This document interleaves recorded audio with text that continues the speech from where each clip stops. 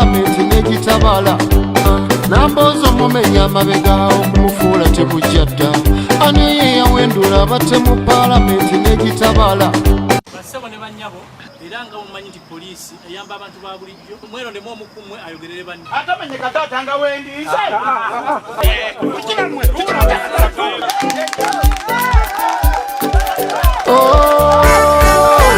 mu Uganda mwe muli atalina maaso ayambala galubindi wasanga nayambala engatta atamera bigere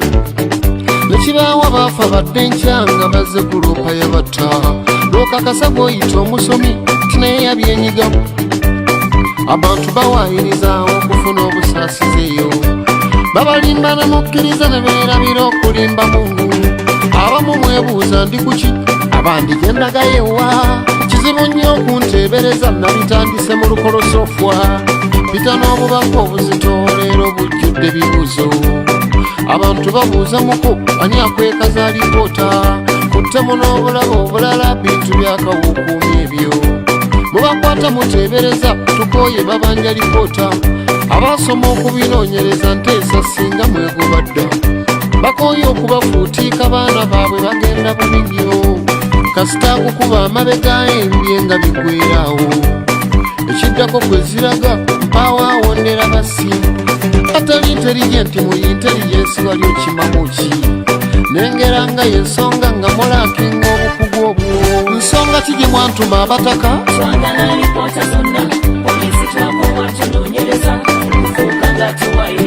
nsonga ki gye mwantuma abataka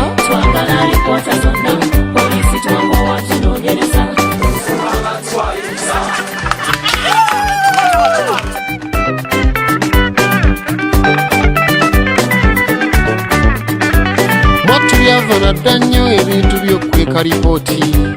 nze n'abafu wembabala lwamuka wansaziwe ntyo nga n'abalaze ettanda mpaawa mwanika bweru beni n'abulwa entaana mugamba tunoonyereza ani yatta lumu abange twagala lipooti y'ensonga kuba ensi eyinze kubuuza nga tukyebuuzeeyo kyamasiro obudde bwakya wazze kisajja nekyeyongeza ebintu ng'ekitamidde ettonto bunze nakyo maamasiro kuba byakomawo ebyo oli yeereesa ate munoonyereza poliisi mwalwala kunoonya ani eyo kyessomero ey'ebuddo n'amalala eyo emigi gy'emiwere egisoma poliisi twabanja lipooti ani yakuba abiriga okugatta kafande kawesi meja kigunduwo kukabya maama fiina twagala tutangaza nti nno gundi yatta kasini ebyokuwoza nnyondo nseeba banja lipooti afanda alonda enfaayo ereeta bibuuzo yafiira mu bbanga ekizibu era waabula azuula lipoota omuto neebaana eyali omubaka we butalejja ekyali kikwano kyange ennyo olwaziikwa baabikomyawo nsonga ki gye mwantuma abataka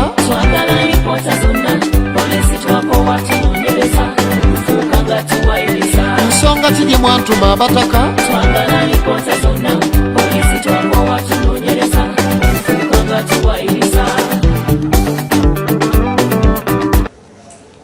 njagala okubebaza mwenna abatraba ku GTV program olujulyo ku ground nakoyo tusinzidde mukono tugenda kumyamu n'omubaka wa palamenti w'omukono municipality kati tugenda kwogera ku nsonga mpitirivu nnyo ezigenda maaso mu ggwanga wenna traba ku GTV okusharinga n'okuinvitinga bannaffe abalala kikulu nnyo okulira obubaka obuva mu mukyala enjasabiku Honorable Betty Nambooze Bakireke twabasuubiza okumuleeta okulaba nga tuwayamu naye twogere ku nsonga z'emukono twogere ku nsonga za Buganda twogere ku nsonga za Uganda okutwalira abamu gwena tulaba tusanye kusesetuka tusobole okulaba nga conversation yaffe eno ffenna tugiganyulwamu Honorable Betty Nambooze Bakireke tukwaliriza nnyo maama ku Lujuliyo TV nange nsanyusa okulaba bakulu njebali kale nyawo Honorable obulamu bwo buli butya ndi bulungi in the circumstances zange abasawo bambuulirira basira kansolingi yes bambuulirira ne baŋŋamba nti ekintu ekyakutuusibwako togenda kuwona tewalibaawo olunaku lwaga nti yawomye yes kakati kifuule bufuuzi nti it is just eyembeera gikoleko omukwano ojagale okimanye nga ekimu ku bintu byo challenges zolina mu bulamu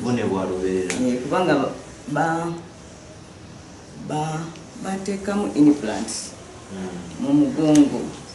bateekamu ekifo kya kubanga amagumba gaali gogoononese ne bagajjawo 3 abasawo bagayita lambers amagumba ago ag'enkizi kakati ogamanyi gabeera nga ag'enjawulo kati lambers 3 omanyi lambers ezo mugongo era nazo baziwa enamba kakati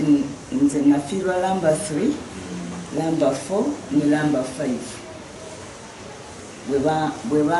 bweba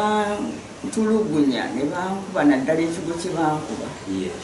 n'ebibiri ebansimba wakati mugongo awo nefunu abasawo tebagamba nti lamba compression kakati bwe nali e India amagumba ago ne bagajjamu ne bagali pressinga n'ebyuma ebiri permanent kakati tebigenda vamu paka olwaleero mbadde nkebera nga wegiweze emyaka 2 kukyate baddamu okunongosa ogwokubiri kubanga njikira basooka ne balongosa omulundi ogwasooka ne bagasiba naye bwe wayitawo ebbanga ate njikira abapolisi bankwata ne bantwala enagalameeyo kati bwe nalwalira eyo ne bayagala bantwale ekiruddu mu ddwaliro bwe baleeta ambulensi yaabwe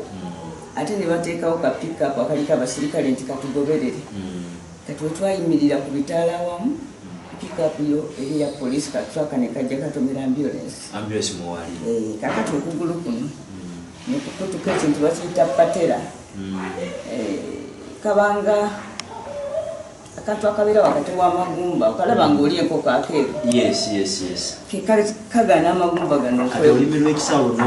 ebikwata ku bulwadde bwange amagumba obuteekuuta obutakola friction wabeerawo ako akantu makati kati akange ne kamenyeka ekizibu teriiyo kazungu ngaolaba nti bateekamu ebyuma kati bajja wano banjija obusomyo bakiyita bone marrow ne bakiteeka mu vive muno netandika okusaba katonda ayambe akantu ako kaddemu kazimbe kaddewo tewaliyo eddagala lisingaawo naye ate bagamba afunye obuzibu obwo bwaba mwana mutaawona mangu naye bwabeera omuntu omukulu kati ngansi n'okuyunga sikujja mangu so ojukira bweba mu accident eyo okutuka okugulu kimu n'emisumaali egyali gisibye omugongo ate ogumu gwabuukayo kati nekyetagisa okuddamu okola ki mu processing ofunye akabenje kati ate nekyetagisa okuddamu okunongosa nagwo bagutereeza waliwo akayita omwaka gumu ate gundi nenjiddamu kati bwe nagiddamu ne baŋŋamba nti singa sifunayo obuzibu bulala nenkyekuuma ne watabaawo nkuba ne watabaawo accident olwaki mu myaka nga3 wakati bw'emyaka 2 n'emyaka 3 okwaliwe bakuteekamu ogwokubiri leero wegiweze n'emyaka 2 nti mu myaka 3 omubiri gujja tuuka gukkirize nti ebyuma ebyo kitundu kya mubiri bimanyire naye kati waliwo conflict nti omubiri gukyagezaako okulwana n'ebyuma nga gwo gubipiikinga nga foreign bodies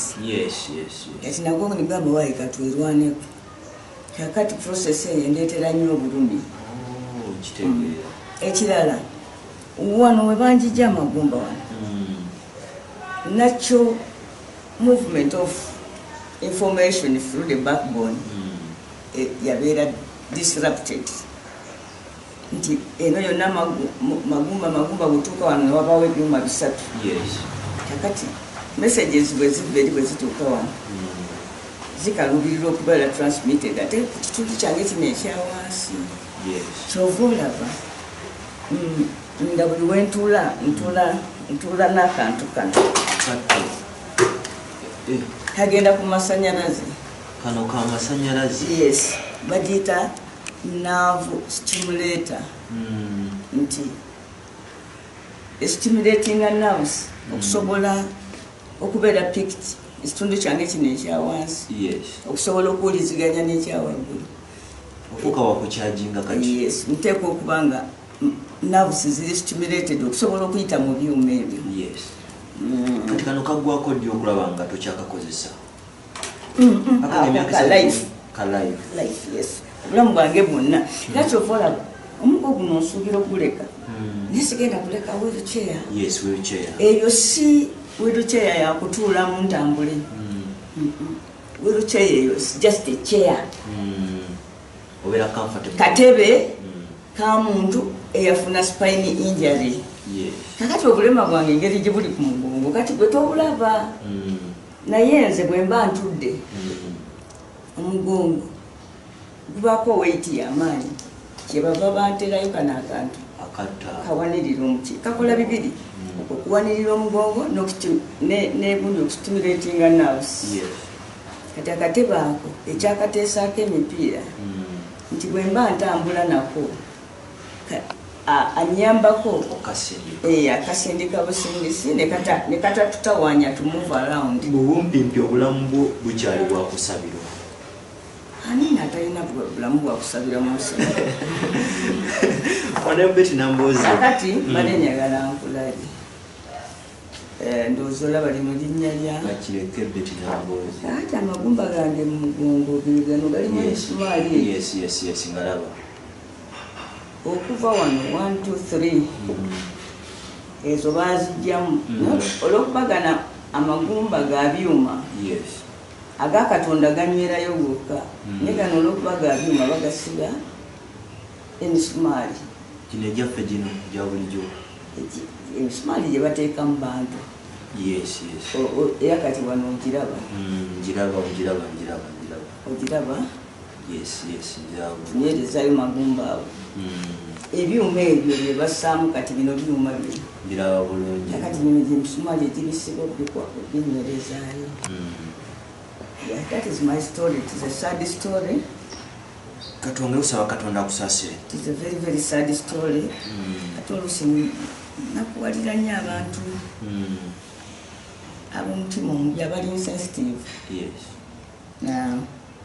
Omuntu nasituka namboza alimba simuladde. Kukyendabyeko nze ngaakulabyeko olunaku lwaleero endaba ne documenti z'obulwadde n'embeera gye nkusanzeemu sobola okutegeeza abalala nti oli era obulamu ekyo kirina kuwaza nnyo. Ebirala byonna bye banjogerera by'obufuzi si kikulu naye obulumi buno bwembeeralinga n'ataako eno gyenafuna nti gavumenti ekuba etya omubaka wa paalamenti eyasituse ogenda okyaliga abantu benemukola bweti kituufu. So njagala abantu bakimanye nti bwonfuna ebikwata ku bulwadde buno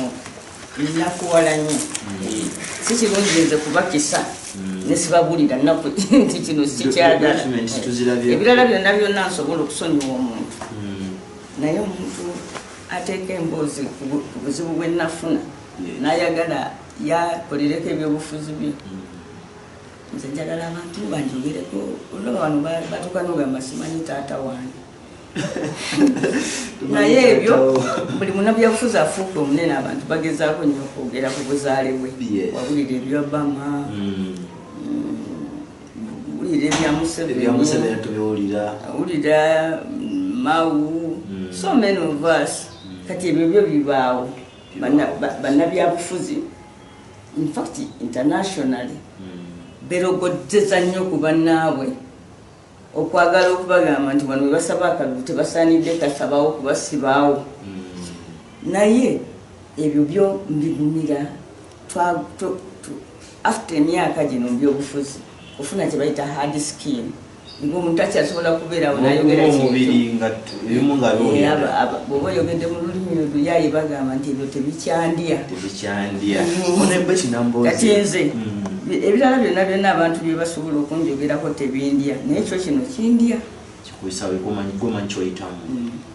honorable gye buvuddeko twalabye walaapikirwa omu ku babaka abasinga okuteesa n'okukola emirimu gya palamenti emyaka ebiri ogimaze mu kagaali oli mulwadde emirimu gya palamenti n'egy'abantu b'emukono n'egy'eggwanga lino ogikola otya? Ekisooka ndowooza babaka ba palamenti abasinga obungi bakola bubi nnyo bwe mba nga nze ndi omu ku bakola obulungi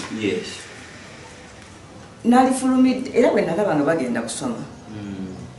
nemanya nti ngenda kubeera nga nfulumira ku saidi y'abatakoze bulungi abakoze moderated abakomye wakatikati kubanga sibaddeewo ekyokwewolereza kyange nga wekiri nti mbadde mulwadde naye bwe bakijjayo ne bagaa nti nze infact mubakyala nze nasinga kubanga bwe bateekawo nankabirwa emirundi mingi bamusitula ayogere nga kifumira kituufu Madam Betty Achan emirundi mingi alina bamuwa obudde n'ayogera nga leader of opposition so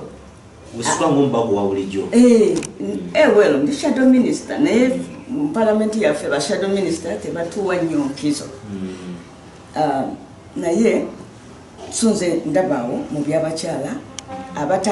abayogera olw'okuba betegefu okukola presentation so olw'okuba balina obuvunaanyizibwa obw'okubaako bye babuulira eggwanga yenze eyasinga nembuuza nti bakyala bannange abalala be nasinga mu palamenti bakola ki kijja kitya nti nze omulwadde mbasinga ekirala si bakyala bokka be nasinga naye n'abasajja ati ngenda kubuulirayo ensonga munsi muno abantu beetaaga mentorship palamenti omulimu gwayo gwa bukugu naye ate tebalina gye bagusomesa omulimu gwabwe kunatogera mu klasi n'osoma wetaaga ebintu ebiri tekiniko okubiyiga nti bakola bwe bati bakola bwe bati kyokka ate tewaliwo essomero gye batwala muntu tumututte wali afuna ediguli mu bya palamenti tukiyita kitone ennaku zino bagezaako okuteekawo essomero lwayise Rebecca Kataga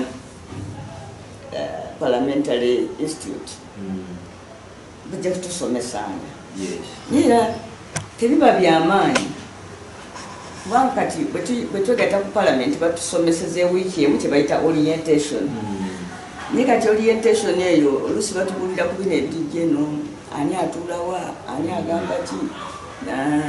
ebyo birijeno naye kino ekiri patikula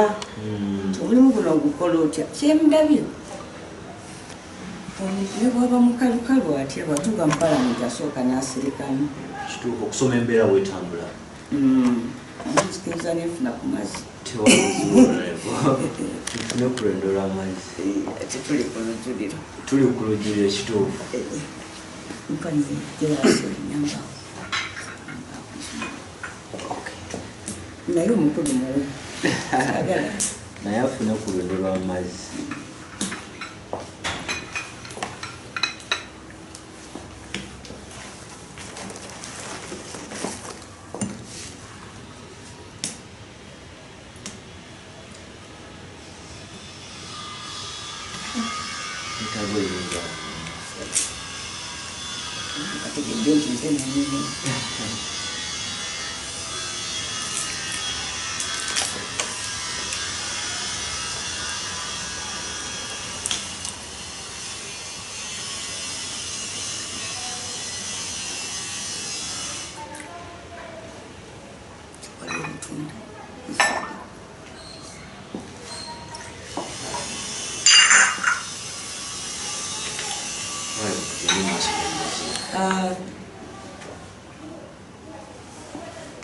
omuntu ne bw'abanga mukugu nkola kabasitalibwa yajja lawyer naye bwajja bwati mu parliament mulimu balawyer mulimu abasawo mubaki naye omulimu gwa parliament omuntu bwajja mu parliament bwati asooka n'asirikamu ekitono ennyo mwezi gumu naye oluusi abantu abamu basirikira ddala ipene omwaka ogusooka nosooka oliga oyimirira ddi oyimirira otya okola presentation ogireeta otya so wali we baba bateesanga ogoberera naawe oba waliwo kino mu palamenti omulimu n'abantu ab'omutima omubi omanyi ne bamupya nti ne bemupi balinga abantu abalala bw'obanga oli mupya nomugamba anti oba otudde nabo noga ekyo nno nalige ekyo ndowooza bw'ogamba bwoti oba okituusa omubuulirako tokyogera ogenda kuswala waite eddakiika 5 nayimirira ye nakyogera awo akakundi ako nze kenalaba akakola ebyo kati mweno palamenti katuulaawo wamabega kalimu ba MP bava mu Northern Uganda eyo babulina nyo gomzi ate nze manyi biri ku side y'opposition kati most probably neri ku side y'NRM ate bo bali mu buzibu nti ate yo okwogera ekintu nankabiri ateekwa okuba nga yakukkiriza okukola presentation okujjako ng'osituse ku bino point of order point of information oba bino byoteesa n'ogamba nti twebaza Honorable Namboze olw'okuleeta ensonga eyo nze mbadde ngamba bwenti naye yo okutandika ensonga agireeta kakati nze bwe najja mu palamenti nali mazeemu obudde nze nagendanga ne Salamu Musumba mu palamenti eyali ya 7 n'atuuza meeting press conference nga nze ndi naye era abantu bangi nga balowooza nti nange ndiki kati nga we bajjirawo ekkomo ku bisanja oyo kati deputy speaker Olanya ye yali MP naye nga chairman wa Legal Affairs Committee era we twamanyira nti atuvuddeko mu opposition Salamu Musumba yakulembera olutalo oluyiganya okulwanirira ekisanja ekisigalawo kati bwe yagenda ng'otuula ku press conference ng'abantu si bangi abayagala okutuula naye nga mpita nga Namboze jamu ntutule ku press conference eno nga siri era waliwo wano abantu bawulira nabaga Namboze oludde nnyo mu palamenti vaayo because nze nagendayo nga sinnabeera nankwata ensawo kuba bagamba bw'oba oyagala okufaanana omuntu ow'amaanyi otambuliranga mu bigere bye ngamba ye ekigere wakijja nga bw'oba okizza kakati nze nafuna gundi eyo mukisa ogwo nali ababaka ba palamenti nali mbeerako nabo ku bimeeza kuki yes ekyokubiri nenfuna mukwano gwange Lord Mayor kati ngali mu palamenti yaŋŋamba Honorable Namboze towuliranga essanyu nga togeneratinze business tobeeranga mubaka wa palamenti ono ayuka nga byegambye nange nyimuse okuwagira ekiteeso ekyo nsooka okwebaza Honorable Namboze olw'okukireeta nga gwogatiriza kuzaabalala oba nga gwoyimirira buli kaseera information naye ekintu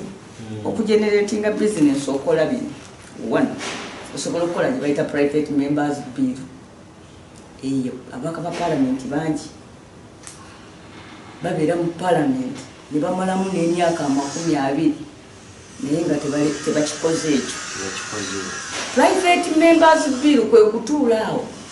ne wabaawo ensonga n'ogiraba nga teriiko tteeka ligifuga n'oyiiya n'ogamba tukole etteeka ku nsonga eyo n'ogenda n'oliwandiika katabo kalamba n'olireeta mu palamenti bwoti nze nawandiika bbiru y'etteeka ly'omwenge that was a private members bill gavumenti nejja nerwana nalyo erinemese neera paka kati sipiika we yakkiriza nti baleete lyange ye naliwandiika mu 2016 kubanga waliyo amateeka agamu nga ganyuma kutandikira kati wano wetuli abantu emyoyo giri muki mu kalulu kati bw'oleeta ate noga nti ndeeta tteeka ku kino obeera obuzaabuza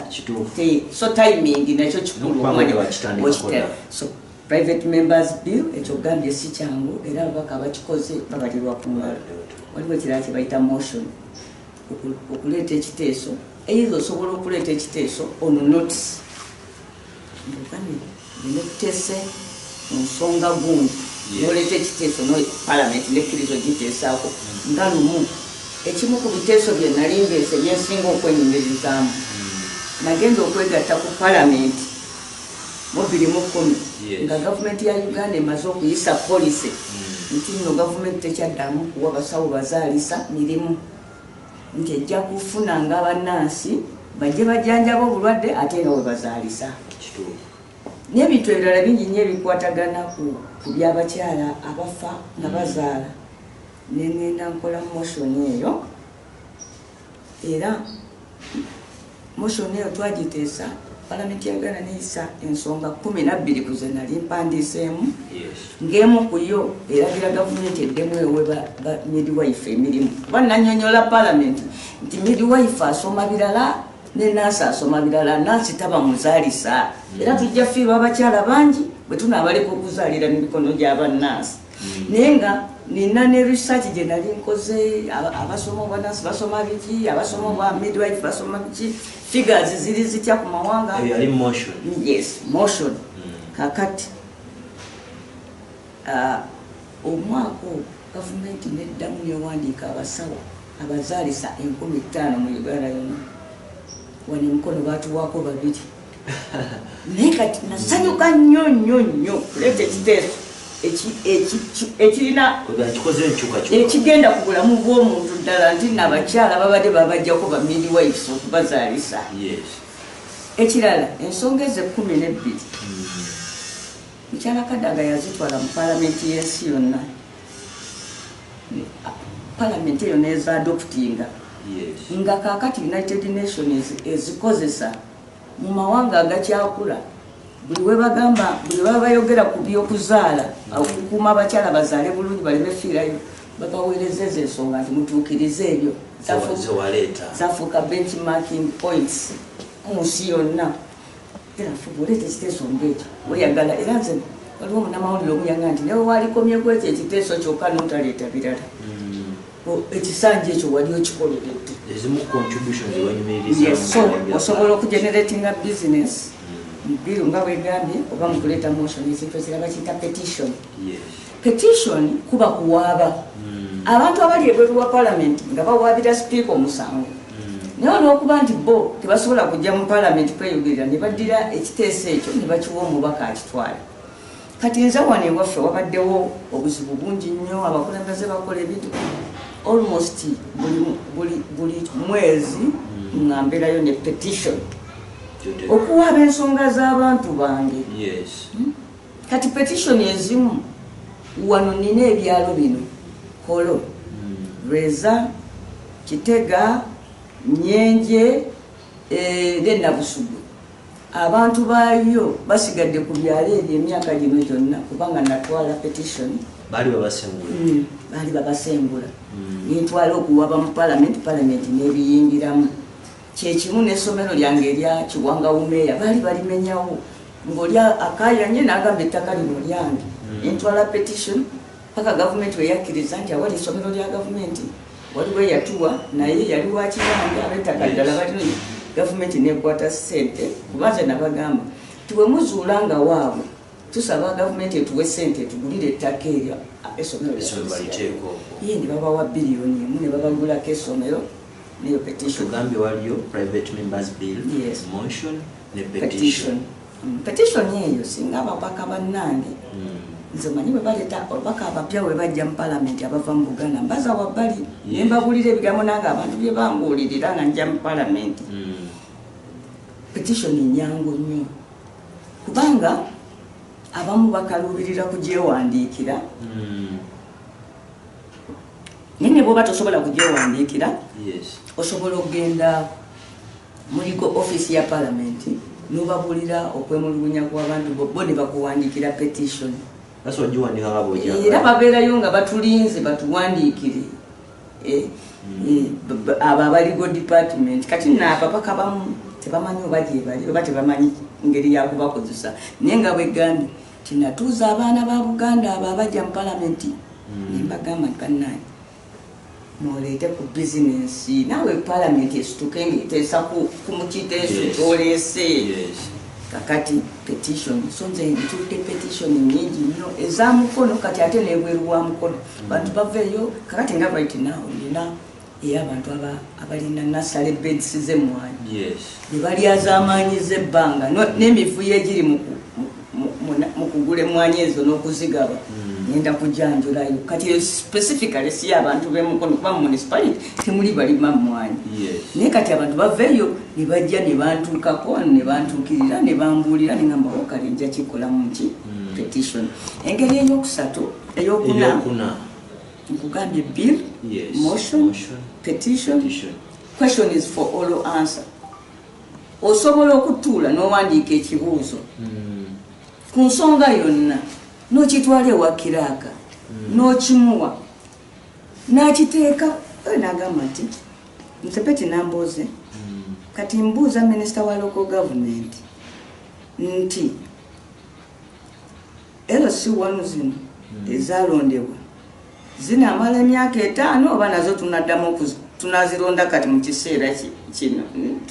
tunalonderanga wamu mu generation era njagala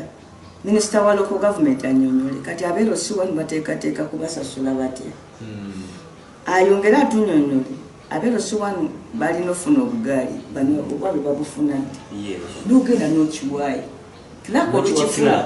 kirako olukifuna nga wandiikira minisita nti onalebo nambuuza yabuuziza ekibuuzo bwekiti ne bwekiti wetegeke mu bbanga lya weeks 2 ojja okyanukule olwo nga amuwandiikira eri naga kino ono yabuuza minisita wa health ono yabuuza minisita waki ne babimusindikira kati oli nagenda nakola research nawandiika report ku nsonga ezo najja mu ati goloza singa palamenti ebeerawo singa fe abamu tetubikola tubikola abamu naye abalala tebakola ki tebabikola kakati bwajja okunyonyola weewuunye ngaombuuza kulonda kwero siwono ayogerereyo ebigambo abantu ne muvaamu ensonga eki enneno oluusi ne muvaamu n'ebyokubuuliriza olwa ansa jazzeemu naye gwe toyimuka mu palamenti n'oyogera olunaku erutuuka olw'ekibuuzo kyo sipiika agamba wali nga bakitadde ku order paper nga bagamba next item ng'osituka ng'ogamba question number good ya 2020 ng'otuula minisita bw'amala okuddamu bwe yakireese ekibuuzo bakuwayo omukisa okubuuzayo ekibuuzo mu ebyo byayogedde kati ate ne bw'otakibuuza simusango kati nagamba ku muntu ateekakasa nnyo okwogera bigambo bingi mu bantu questions for all answers zikukolera nnyo kati waliwo n'ekintu ekirala kibayita motion without notice kyakutaana ekyo motion yali eyasoose nagambye ejja with notice naye eno without notice nga mubadde muteesaawo n'owuliramu ensonga n'ogamba nti sipiika byetwogedde wano nze ndeeta ekiteeso palamenti eneeteese ku nsonga gundi that is motion without notice ekyo kirya kakati engeri endala gyosobola okukola mu palamenti ye prime minister's question time buli lwakusatu essaawa 8:30 ezo ez'emisana okutuuka okumala essaawa emu prime minister ajja mu parliament speaker n'abuuza abaagala omubuuza ebibuuzo awo era byateekwa okuddamu awo bagiyita prime minister's question time kakati n'oyimuka n'ogamba sebo omwami prime minister mbuuzeyo ku bibuuzo nga bye baali babuuzizza njukira kasiba nti yabuuza naga sebo prime minister Museveni ekituufu alina emyaka emeka kakati niye question is tuzenga gye nasembayo okubuuza nali mbuuza ku nkolagana ya Uganda ne Rwanda nga mubuuza nti endagaano gye mwakoze ne Rwanda mu Angola mugituwaako dikopi that is prime minister's question time mwe muva oluusi ebyo byowulira palamenti yasazeewo kino palamenti egambye bweti biva mu ebyo kubanga bizinensi endala mu palamenti gye bayita government business nti minister jana aletea police government gyeyagala obetteeko baki ebyo ya government waliwo kyovudde olyanga gamba nti sewunya nnyo minister yenna bw'asinga okwogera kubanga ajja mu parliament okwanukula ebibuuzo olusi era ate bagamba okujjako ku lwokuna olwo baluyita private members day olunaku lwokuna mu parliament ababaka abo abatuula emabega abatalina bitiibwa lwe lunaku lwabwe bizinensi yaabwe ku olwo yebeera priority nti omubaka ku bubwe yekka bw'aba alina kyayagala okwogera nga ne gavumenti erina kyeyagala okuleeta ku lwokuna omubaka gwe basooka okuwa omukisa ku nnaku endala government business takes priority ku nnaku endala basooka gavumenti byeyagala muteeseeko okuwolwo byebisinga biweebwa enkizo bwe bimala okuggwayo n'olyokwoleta ebibyo naye ku lwokuna it is a private members day.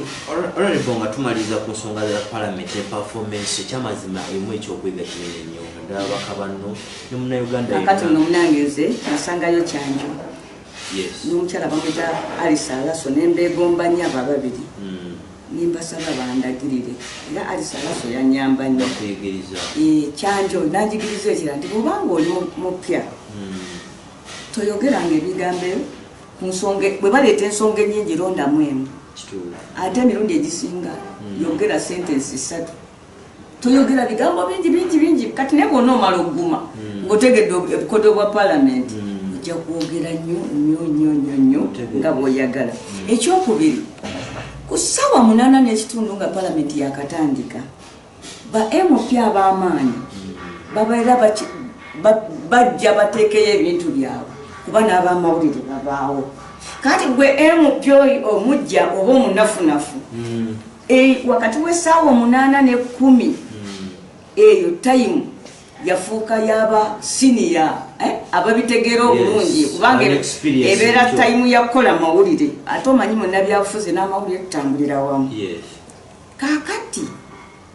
nze kyenayiga nti omuntu omupya ofubanga nnyo okwogera nga deputy speaker yali mu ntebe lwaki speaker omukulu buli wabeerawo ensonga ziba nene naye emirundi egisinga naga nti no deputy akole biba bintu bitono era ababaka tebajja bangi kati ng'olanya yaliwo nze nowe natandikira nga deputy speaker Kadaga ate mukyala Kadaga alina enkola protectinga nnyo ababaka ba parliament abalika era n'akulaba ng'otiizinga omubaka parliament takusonyiwa akunyiigira nnyo tayagala bantu bamalako ba MP mirembe yes kati nze bwe nali nga naakagenda nga sekandi sirwanira muzindaalo naye ng'olunaku nga Kadaga yaliwo nga njatula mu parliament paka ekirala bw'oba oli mujja gwe biveeko ebyokulwanira akazindaalo wano ku ssaawa 8:09 leka basini abakozi niye gwe sigala mu parliament yiyo omukyala Kadaga olumu aginyula ssaawa 3 ez'ekiro bw'obeerawo awo oyogera newetta nga tewaliwo neweemalayo tewaliwo wakukola ki wakusekerera tewaliwo gwokumpitinga naye kakati bw'omala emyezi ng'oteesaayo wa deputy speaker woot anti ofuna obuvumu akazindaalo noba nga tokyakatya ng'omanyi ne bwe bakakola omanyi kati awo n'ofuuka senior kyembagamba nti world over omubaka wa parliament taliiko kkomo ku busanja kubanga omulimu gwa parliament bayiga muyige era world over abakulembeze abaludde mu parliament bakola bulungi okusinga abaakajja kubanga bw'obeera mu parliament kati nze mmazeyo emyaka 10 bakusindika ku misomo ogenda mu seminars obeera wali n'oyigirawo wenyini ku mulimu n'osoma n'okolaki kakati noba ng'ogainize kye bayita ki capacity ekizibu kye tulina wano n'okusinga mu Buganda tulina very high turnover nti buli we tugenda okulonda ababaka ba parliament kumpi 7 ku 10 tebadda mu Buganda region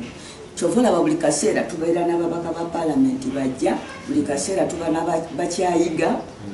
kyova olaba ensonga zaffe oluusi ziremerayo naye abantu nga Northern Uganda balina stability omuntu abeera omubaka wa parliament labaga Cecilia Ogwalo yali MP ng'akyali mu ssomero naye naguno ajja kudda naye kati ate wano mu Buganda mwe mwatandise dda okuba endulu namboozi ovaayo ddi mbaka parliament wadde nga tunyenya Mwami Museveni okuva mu bukulembeze n'abaka parliament tebifaanagana mu mateeka bagamba kizo ebyamuggyemu birala akulimba nti nno yavuddeyo lwagamba nti mbadde nkyakola bulungi nga n'abalonzi bakyampa akalulu naye nze nenfuna omwoyo omulungi nenvaayo era mu maaso awo abantu bajja kutegeera kiza fena tujja kumanya lwaki yava mu palamenti alabika alina ayagala kukyusa politics we asabingire mu mbeera ndala kubanga si buli munabyabufuzi nti ajja mu kifo ky'ebyobufuzi ng'ayise mu kalulu kati ye yawummuddemu namulida agamba ateekeze sabatiko olwo luba luwummula yawummuddemu ku byokusaba olowooza mbaka palamenti budde bwenkana kyokulaba nga artist afuna choice capacity artist n'okubanga mu mativu yandiwadde akufuna bbanga mbaka palamenti abantu balisobodde balina okuweebwa omukisa n'okumugjayo ng'emyaka 5 teginnawera baba takola bye baagala twali kigonzezza nnyo nti abantu balina omukisa okuyitayo mubaka wa palamenti atakola kyova olaba mu nsi ezimu babeeramu ne mid-term elections nti wona bano bakakolako emyaka 2 n'ekitundu tubakyekingaemu tulabe ani akyawangula naye singa omubaka wa palamenti aba akola ebituufu nga akyatambulira ku interest z'abalonzi oyo yalibadde mu palamenti ebbanga lyonna kubanga buli mubaka wamwe gyayongera okuba kati nze ndaba njageza nnyo ku Cecilia onja kunsonyiwa ye mami wange Cecilia bw'asituka mu palamenti okwogera tasobola kusituka sipiika n'amugamba nti tojja okwogera amutiisa lwakuba nti amaze ebbanga agenda n'okusituka nga n'akazi nga yatandise dda n'okwogera era olusipiika olugira bwati nga kekyokubiri buli kintu akimanyi omuntu omulala gwe nali manye yali amanyi palamenti ennyo ansaala Ken Lucyamuzi alina constitution ya Uganda mu mutwe gwe alinganga bapasita ku bayibuli buli kyayogera aba amanyi akawayiro ka ssemateeka akakyogera era n'akajuliza kikulu nnyo ekyo waliwo nezibayita rules of procedure amateeka agafuga palamenti nago makulu nnyo okuyiga kubanga ge gakulambika mu ngeri y'okuteesa so tunuliza omubaka wa palamenti nga Nancy Pelosi sipiika wa America kati yatandika okwesimbawo mu 1978 awateeka okuba yali muwala mutonyi tunawo akyali mu palamenti bwe tugenda okukyalamu nga palamenti zikyaliganye mu mawanga amalala batwewuunya nnyo okubanga ffe tubeera abatuufu nibagamba kyofa olaba nti bateekawo ebifo by'abavubuka ebyo 5 kubanga baali balowooza nti no teriyo omuntu ajja kulonda muvubuka agenda mukiikirira kyebava babawo ebifo ebyo ebyekkizo nti kale abavubuka bano 5 banatubuuliranga ebifa ku bavubuka ate ekyewunyisa mu palamenti the youngest MP ate si wa bavubuka abantu bamulonda mu constituency butereevu so omuntu bw'ayiga palamenti nkikolifayinze tokireka mu bbanga si buli MP nti asaana okubeerayo nkugambye nti bMP abamu tebasaana nakulekayo wadde omwaka ogumu naye MP akola obulungi kati kanalabye katuntu ng'asiibula bw'omutunuulira ye ng'omuntu si mukadde emyaka gy'alimu gy'emyaka gyennyini omuntu wasaana okukolerera ensi abantu abavubuka babato banansonyiwa kubanga nange embeera gye balimu nze naakagivaamu naye kanjogereko mazima mbaka palamenti bw'afuna olubuto okuzaala amala omwaka mulamba tali mu palamenti naye olubuto lugoya nnyo wano ng'omuntu yakalufuna ate mu palamenti tuliyo nampalaana kukuba nti lwaki tewazi tajja myezi 9 n'azaala n'amalayo emyezi emirala 6 oba mwaka omwana we nga ku palamenti awo ayitawo nnyo katono bino nti amabere gansaliridde ganzireyo nyonso omwana sipiika yatuuka n'otukolera daycare center yes yalowooza nnyo kuba ye mukyalo mumanyi siga nti yalina babbebi naye yatunulira ababaka be abakyala abo abaleera mu myaka egy'okuzaala mu palamenti atula tateredde kakati ekimu ku bizibu byendabye wano e Buganda saawa bwe ziwere 10 abaka ba palamenti abava mu Buganda abasinga baba bafulumye bagenze ku masomero kujjayo baana bagenze kunona bakyala baabwe ku mirimu bagenze musauna abavubuka nga bo bamanyi naye okusinga ababaka abakyala baba bagenze lw'abaana kakati omuntu akyazaala nze saliwadde constituency yonna amagezi kumulonda bansonyiwe bannange abeera ng'akyali mu myaka gye yeetaaga obulamu bwe ku lwa famire ye nnyo kati ate mu palamenti ngeyo era saagala nange njibeeremu ntuuka okwenkana Cecilia Ogwalo ate nange ekyo sikyagala kubanga Cecilia watuuka ekiseera ng'akuuye ng'alina kwebakamu naye ate saagala nnyo palamenti kubeera mu baana bato kati nze njagala abantu abali mu mid age nti amaze okuzaala naye ate tannakadde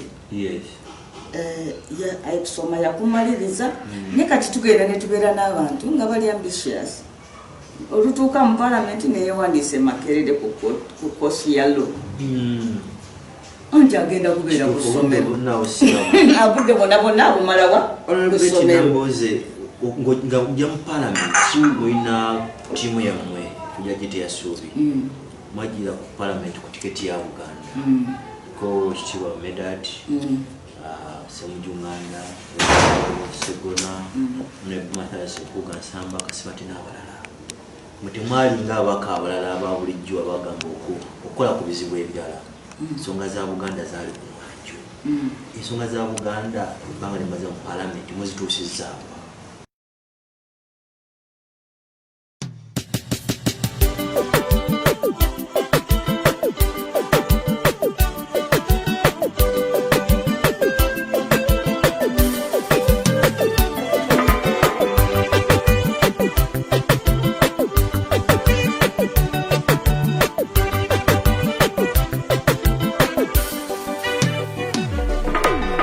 ensonga nyingi ezinnetera okwenyumiriza mu byobuwangwa bisibukamu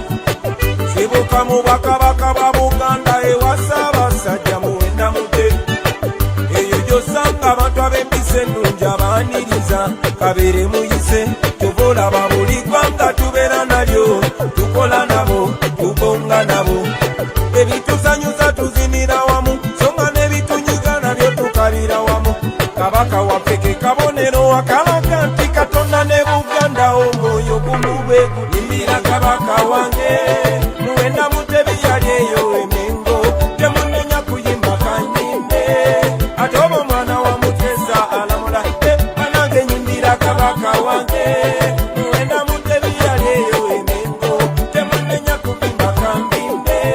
ate oba omwana wa Mutesa alamula wowe nayimba tanze nenemo kutenga kabaka wa Buganda amagero lwasimye nabonekako gye tuli ne tusanyuka ffenna kuva ku muto paka ku mukadde n'olusi tumutima mu bifaananyi ne ku mamotoka tamulina taba ku mulembe olwo ne tusagamiza kuba ng'omwana wa Mutesa Luwangula atudde alamula wowe omusayi gwalina gwe gwasse kabaka Mutesa eyasookera ddala oli eyawandiika ebbaluwa eyayita abazungu kuleeta buli kimu kye tulabako era ebbaluwa eyo ya Mutesa omubereberye ejajuna Buganda ne Uganda yonna kati ffe abazzukulu baabo ababisooka mu bwe teyagala tegubeera musango era kyetuva tukuba okulaba nti ekitiibwa kya Buganda kisigalawo emyaka bukadde kati buli mwana wa Buganda eyo gy'otambulira manya tokikirira Buganda yatu jukira bajjajjaffe bali abatusokawo ayagalanga nyezi yabwe kati nange era kabaka wange Muwenda Mutebi yali eyo emengo temunenya kuyimba kanyimbe ate oba omwana wa Mutesa alamula banange nyimbira kabaka wange Muwenda Mutebi yali eyo emengo temunenya kuyimba kambimbe ate oba omwana wa Mutesa alamula